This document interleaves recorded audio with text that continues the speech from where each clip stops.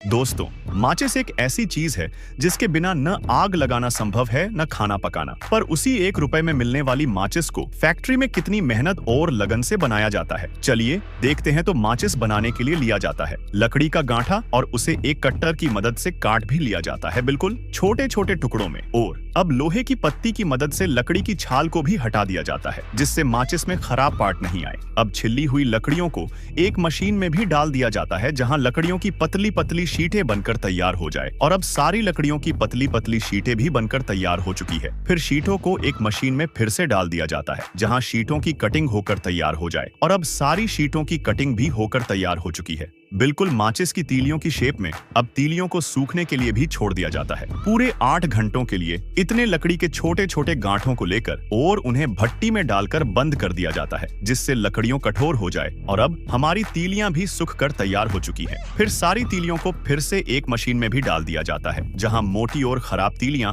अलग हो जाएं और सही तीलियां भी अलग हो जाएं। और अब हमारी सारी तीलियों की छनाई भी होकर तैयार हो चुकी है। फिर साथ ही में इनको एक रोलर मशीन में भी डाल दिया जाता है जहां तीलियां ताकतवर हो यानी ठोस हो, जिससे तीलियां आसानी से न टूटे। अब कन्वेयर बेल्ट की मदद से इनको आगे भेजा जाता है एक मशीन में जहां टूटी एवं खराब तीलियां अलग हो जाएं। अब सारी तीलियों को एक चादर पे भी उल्टा जमा लिया जाता है। फिर सारी तीलियों को एक केमिकल में भी डब्बोक दिया जाता है जिससे तीलियां ज्यादा आग पकड़ सके। अब तीलियों के ऊपर उनके वैक्स को भी लगा दिया जाता है जिससे माचिस बनकर तैयार हो जाए। अब तीलियों को एक रोलर पे भी घुमाया जाता है जहां तीलियां ठंडी होकर तैयार हो जाएं। अब बारी आती है पैकिंग की। तो पैकिंग करने के लिए लिए जाते हैं माचिस के पैकेट और उन्हें मशीन पे भी जमा लिया जाता है। फिर तीलियों को भी इसी मशीन पे डालकर पैक कर दिया जाता है। और अब हमारी माचिस भी बनकर तैयार हो चुकी है। वीडियो अच्छी लगे तो लाइक करें और चैनल को सब्सक्राइब जरूर करें।